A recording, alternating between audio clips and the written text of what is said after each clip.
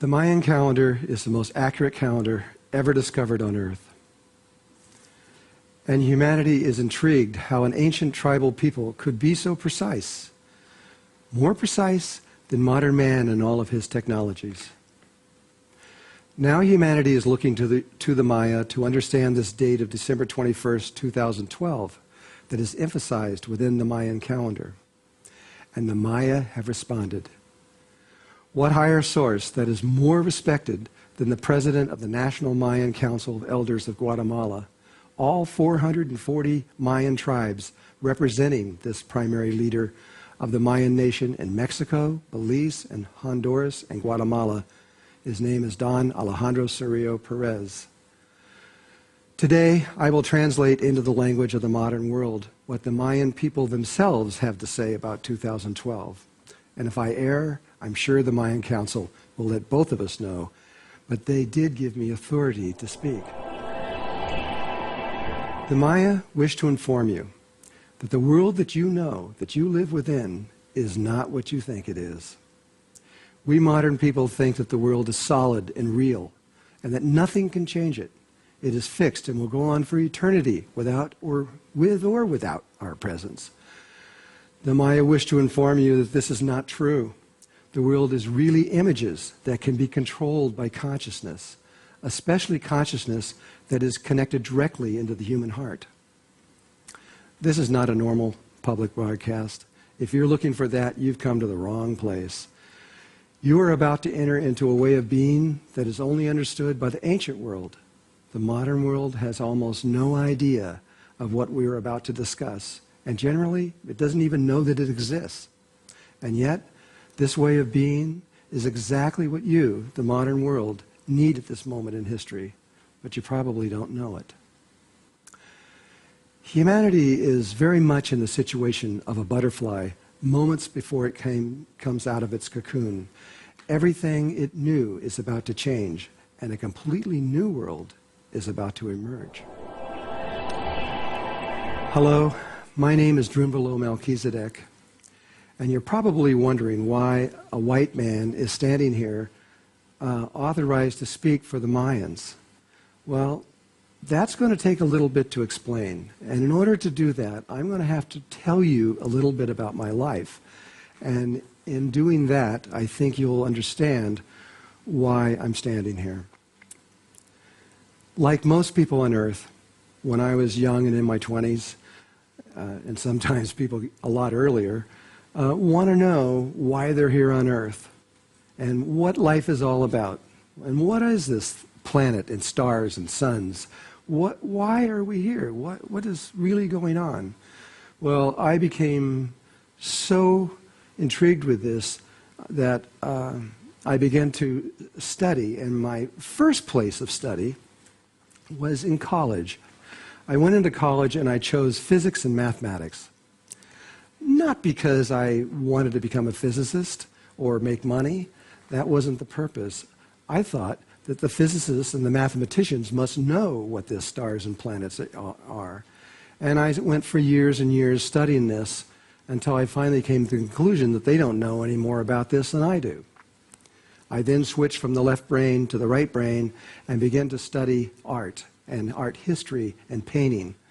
And I spent another 2 years studying that, and it really helped. I went through 20,000 years of art history, from caveman to modern time, and slowly I began to get an inkling through the female side of the brain of what life was about, but I wasn't even getting close.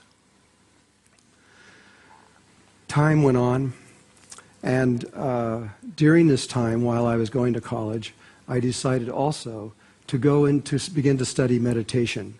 And I did this through beginning with the Hindus. I began to study mantras, and I had a Hindu guru who began to teach me these things, and I became very serious about it. And I sat down and began to study this. Well, one day, while I was deeply in meditation, a phenomena took place in the room where I was. Something I did not expect. I did not ask for it to happen. It just happened. these two spheres of light, roughly this big, two of them came in together, came right up to me on both sides here, about this far away. They were brilliantly bright. One was a beautiful ultraviolet color. The other one was a very bright green color. I didn't know what it was. Two balls of light standing there in my room. And then inside my head, telepathically, I heard these words, "We are not separate from you. We are you on another level of existence." I didn't know what it meant, but it began an inquiry into existence that they began to lead through my life. And in my interaction with the two spheres of light, I was led by them to over 70 spiritual teachers around the world and studied almost every form of spiritual meditation on the planet. But at the same time, the two spheres of light guided me into the indigenous world to begin the understanding of their ancient ways. Then the angels, at one point, or the spheres of light, they are actually angels from their point of view,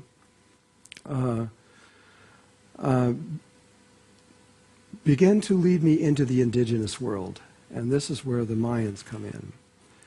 They led me to a tribe in New Mexico called the Taos Pueblo. And I spent 14 years with them. One of their teachers there is a man named Tell Us Good Morning. He's now passed on.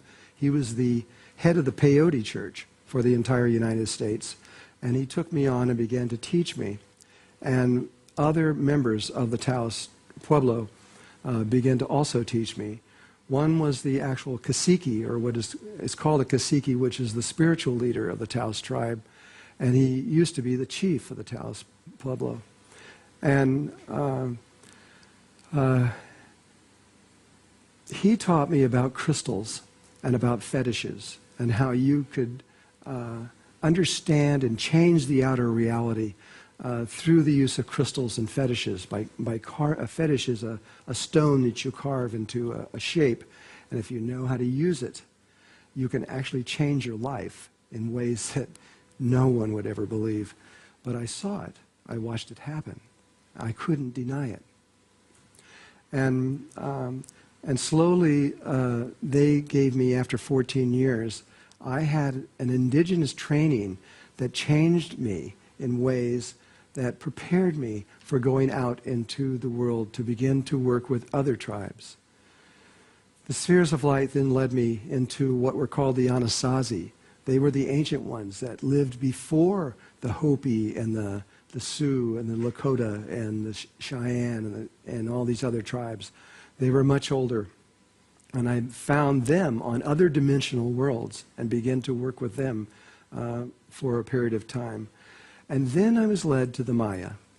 And in 1985, I was directed to go into the Yucatan and to begin to study there and to do ceremony there. I was led into sacred temples such as Uxmal and Labna and Coba and Chichen Itza and Tulum and Cajunlich and Palenque, and even into Guatemala to Tikal. And it was initiation for me. And the Maya watched as I began to work on this level. And slowly after that, a few years later, I met a man named Hunzbatzman, who is a Mayan shaman and Mayan priest, and who is connected with the Grand Itza Mayan Council out of the Yucatan. And he began to teach me the Mayan way of perceiving the world, which was